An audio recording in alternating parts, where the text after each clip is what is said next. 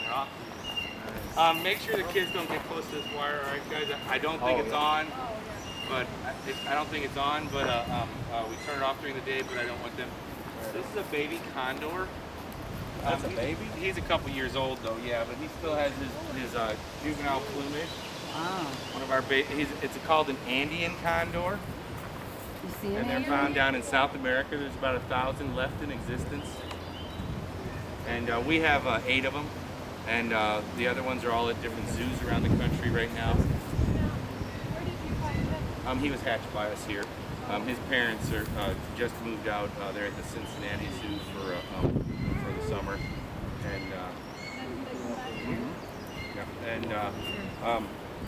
And we get birds on loan from other zoos also, but the ones that we own, a lot of them we loan out during the summertime to different zoos around the country. It's a way that we can raise funds for the organization.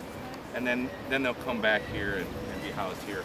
It makes the zoos look a lot bigger, and they can have different things every year from us and things like that. What's he eating in there? I think he might have a big chunk of deer or rabbit. Oh, rabbit. I'm not sure. Hey, he's coming up close if you guys want to see him up close.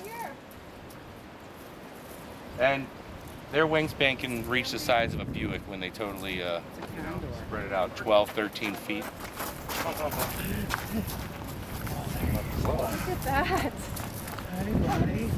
He's got a bright shirt on. That's why he's probably drawn over. No, Clark looks tasty. And so he's playing with the ball over there, and I think he might have a chunk of deer, something. He's young, just like you. And we've released 8 of these down in Chile.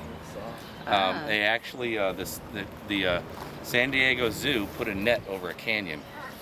And so we'd hatch the babies, and then we'd ship them down to Chile, and they'd release them there, and they'd be in that canyon for about a month, and then they'd open up the net and let it fly out of the canyon. And so it's sort of the biggest cage in the world. It's this canyon with a net over it. Now, do you ever travel to these places? We do, and the United Nations in 1991 had us do a rescue of 400 animals that were being smuggled.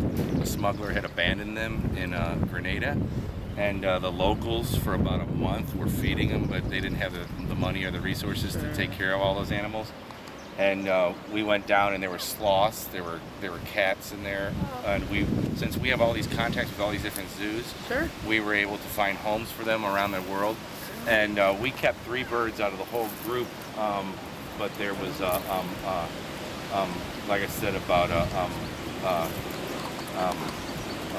300 or 400 animals total, and a lot of them were birds.